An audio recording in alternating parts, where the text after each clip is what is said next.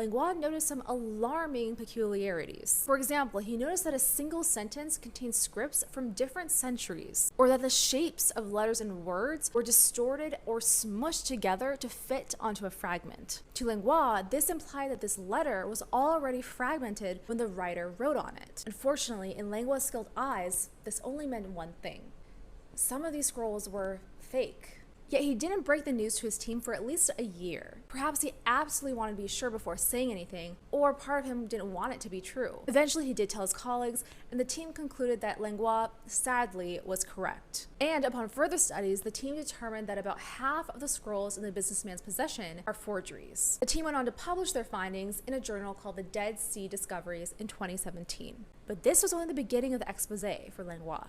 The Museum of the Bible in DC was set to open its doors with an outstanding collection. And at the center of this collection was an impressive set of 16 Dead Sea Scrolls. In this conference, Michael Langlois dropped the news that based on the images that he had seen of these 16 Dead Sea Scrolls, they share the same unmistakable writings as the Norwegian businessman's Dead Sea Scroll fragments. Michael went on to say, quote, "I'm sorry to say that all the fragments published in this collection are forgeries. This is my opinion," unquote. This scholarly mic drop led to a re-evaluation of Dead Sea Scrolls in private collections all around the world. Azusa Pacific in Southern California bought 5 scrolls in 2009. Upon re-evaluation, they concluded that their scrolls were also fake and subsequently sued their dealer. And again, in Fort Worth, Texas, a Baptist theological seminary announced that their 6 scrolls were also deemed forgeries. But the nail in the coffin came from the Museum of the Bible.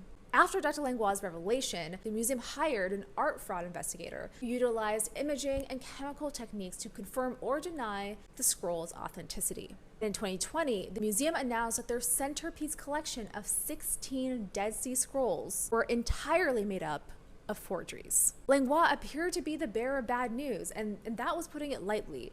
However, Dr. Langlois, being aware of these sentiments, views it differently. In his own words, quote, "My intention wasn't to be an expert in forgeries, and I don't love catching bad guys or something. But with forgeries, if you don't pay attention, you think they're authentic. They become part of the data set you use to reconstruct the history of the Bible. The entire theory is then based on data that is false. That's why ferreting out biblical fakes is paramount. Otherwise, everything we are going to do on the history of the Bible is corrupt."